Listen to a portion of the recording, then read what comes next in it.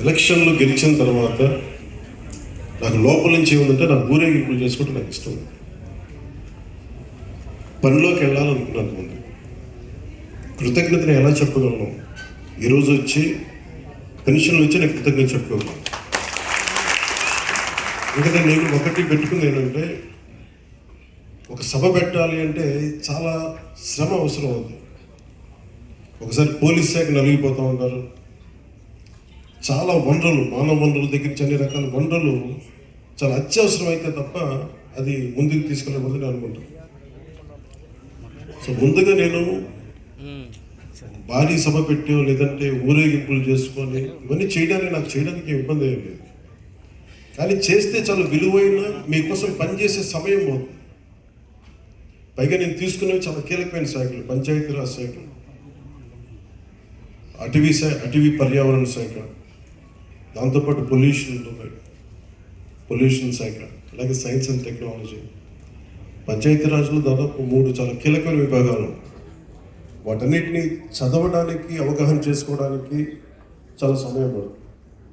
పరిపాలన అంటే ఆ శాఖ తాలూకు పరిపాలన వ్యవస్థ ఎలా ఉంటుంది, అడ్మినిస్ట్రేటివ్ డిఫికల్టీస్ ఏముంటాయి, ఇవన్నీ అర్థం చేసుకోవడానికి నేను ఈ సమయం తీసుకున్నాను. ఈ సందర్భంగా నేను పిఠాపురం నన్ను గెలిపించిన, భారీ మెజారిటీని గెలిపించిన ప్రజలందరికీ నేను రుణపడి ఉంటాను. నేను ఎక్కువ మాటలు చెప్పి తక్కువ పని చేయదలుచుకోలేదు, తక్కువ చెప్పి ఎక్కువ పని చేయదలుచుకోలేదు. ఇది మొన్నదాకా మనం తిట్టుకున్నాం, గత ప్రభుత్వాల విధానాలని మనం అనుకున్నాం, విమర్శించాం. ఇప్పుడు ఛాలెంజ్ ఏంటంటే, మనం ఏ ప్రామిసెస్ అయితే చేశామో, ముఖ్యంగా ఇందాక మన దివ్యాంగుల మనకి సోదరి మాట వింటా ఉంటే, నేను ప్రతిసారి జనవాణి కార్యక్రమానికి వెళ్తున్నప్పుడు ఎన్నోసార్లు వాళ్ళు కూర్చొని అవగాహన చేసుకున్నాను.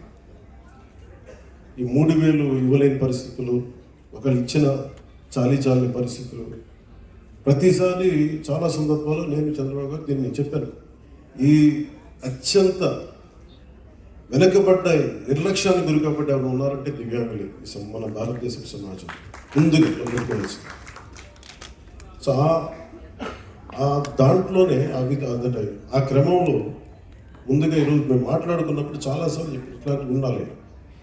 అలాగే స్కిల్ డెవలప్మెంట్, ఇలా మీరు చూస్తే మొదటి పెంచిన ఈ పెన్షన్లో పెన్షన్ విధానం, గత ప్రభుత్వం మాట్లాడుతున్నప్పుడు ఇంత కృష్ణరాజు గారు మాట్లాడతా, మేము వస్తే ఈ పెన్షన్ విధానాన్ని రద్దు చేస్తారు మేము దానికి కొన్ని ఇంతలు పెంచి ఇచ్చాను తప్ప తగ్గించలేదు. ఇది చాలా ఛాలెంజ్, అది కూడా చెప్తున్నాను. మీ దృష్టికి కూడా తీసుకురావాల్సింది, వైసీపీ ఒక పెన్షన్ మీకు ఇవ్వాలి, మనకి ఏమంటుందని మనకి ఏదైతే ఇవ్వాలో వెల్ఫేర్ స్కీమ్స్ ఇవ్వాలి. ఖచ్చితంగా వెల్ఫేర్ స్కీమ్స్ చాలా చాలా ఎసెన్షియల్. కానీ దాంతోపాటు అభివృద్ధి కూడా కావాలి. ఈరోజు నేను పంచాయతీరాజ్ శాఖ లెక్కలు చూస్తూ ఉంటే అసలు అడ్డగోలుగా నిధుల్ని అటు ఎటులిపినే తెలియట్లేదు. మీరే చూశారు, ఒక చిన్నపాటి కాలువకి ఒక మండలానికి కావాల్సిన డబ్బులు ఒక 15 కోట్లు 10 కోట్లు, ఇది చిన్నపాటి మినీ రిజర్వర్ అవసరం ఏదైనా ఉంది, లేదంటే మనకి చిన్న కాలువల మరమ్మతులు కానీ, వాళ్ళ ప్రయారిటీ, వాళ్ళ మంచిగా చెడ ఇవన్నీ పక్కన పెడితే వాళ్ళ ప్రయారిటీ 600 కోట్లు పెట్టి ఋషికొండలో ప్యాలెస్ కట్టారు. అదే 600 కోట్లు ఈ పార్టీకి మనకి మనకి ఇక్కడ కనుక పెట్టుంటే ఒక జిల్లా అభివృద్ధి అయిపోయింది. సో మేము తీసుకున్న ప్రయారిటీ అది. హంగులకి ఆర్భాటాలకి కాకుండా, నేను ఈరోజున పంచాయతీరాజ్ వ్యవస్థ నేను నడిపే వ్యక్తిగా చెప్తున్నాను, ఇందులో నా సైడ్ నుంచి కరప్షన్ అవ్వదు, నేను మీకు మాటిస్తున్నాను. పర్యావరణ శాఖ సంబంధించి దాన్ని బలోపేతం చేస్తాం. అకౌంటబిలిటీ, ఎన్విరాన్మెంటల్ ఆడిట్ పట్టుకొస్తాం. ఏ కాలుష్యం ఎందుకు ఉంది, దానికి పారిశ్రామికవేత్తలు ఏం చేస్తారు, ఇబ్బంది పెట్టి భయపెట్టేది కాదు, కానీ వారి బాధ్యత కూడా గుర్తించేలా దానికి బలమైన ప్రయత్నం చేస్తాం. అలాగే పంచాయతీరాజ్ శాఖలు చూస్తే జల్ జీవన్ మిషన్, ప్రతి ఇంటికి రక్షణ మంచినీరు. మన పిఠాపురం సమస్య కాబట్టి మనం కూర్చోండి. ఈ మధ్యన ఈ కొల్లేరు కైకులూరు నియోజకవర్గం గురించి చూస్తే 80% అన్ని చేపల చెరువులు ఉన్నాయి, తాగడానికి నీళ్ళు. గోదావరి పారుతూ ఉంది, మన గోదావరి జిల్లాలో గోదావరి నది పారుతూ ఉంది, కానీ తాగడానికి ఇబ్బంది పడిపోతాం. మన పిఠాపురం చూస్తే వెళ్తే ఎక్కడ చూసినా ఉప్పాడ, మనకి కొత్తపల్లి ఉప్పాడ ప్రాంతం మిగతా ప్రాంతాలకు వెళ్తే తాగడానికి మాకు నీళ్ళు లేవు.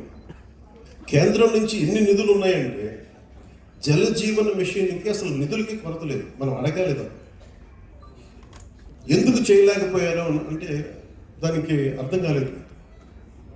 పంచాయతీరాజ్ అధికారులు చెప్పింది కేంద్ర జల జీవన్ మిషన్కి ప్రతి ఇంటికి రక్షిత మంచినీటికి మీరు డబ్బులు అడగాలే కానీ ఇస్తారు. ఒకసారి కొన్ని పథకాలు కేంద్రం ఇచ్చేది 70% ఉంటుంది, 90% ఉంటుంది. దీనికైతే చాలా మ్యాక్సిమం ఉంది. ఎగ్జాక్ట్ ఫిగర్ గుర్తులేదు, 90-70. మ్యాచింగ్ గ్రాంట్ ఇవ్వలేని పరిస్థితిలో మ్యాచింగ్ గ్రాంట్ కొన్ని చోట్ల 40 కోట్లు ఉంది, 50 కోట్లు ఉంది. 40-50 కోట్లు, 200-300 కోట్లు చేస్తే మనకి కేంద్రం నుంచి 1000 కోట్లు వచ్చేస్తాయి. అంత మ్యాచింగ్ గ్రాంట్ కూడా ఇవ్వలేని పరిస్థితిలో మ్యాచింగ్ గ్రాంట్ ఇవ్వలేకపోయారు, కానీ ఋషికొండలు ఇల్లు కట్టుకున్నారు. బూడిదలో పోసిన పన్నీరు బాధేస్తుంది. అంత విలాసవంతమైన భవనం, ఓకే వాళ్ళు అనుకున్నట్టుగా నేను వాళ్ళ ఆ వాదనకి నేను సరే అంటున్నాను, ఓకే మీరు అన్నట్టుగానే అది కూర్చోబెట్టే వాళ్ళు విఐపీస్ వస్తే ఉండడానికి అంత అవసరం ప్రస్తుతం. నాకే క్యాంప్ ఆఫీస్ ఇస్తే నన్ను అడుగుతా ఉన్నారు, ఏం చేయమంటారు మరమ్మతులు, ఏం చేయకుండా అలా ఉంచడం. కొత్త ఫర్నిచర్ నేను కొనకండి, నేను తెచ్చుకున్నాను అవసరమైతే.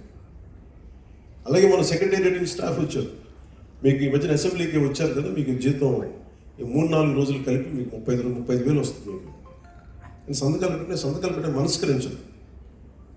నేనేమనుకున్నాను, జీతం తీసుకొని పని చేద్దాం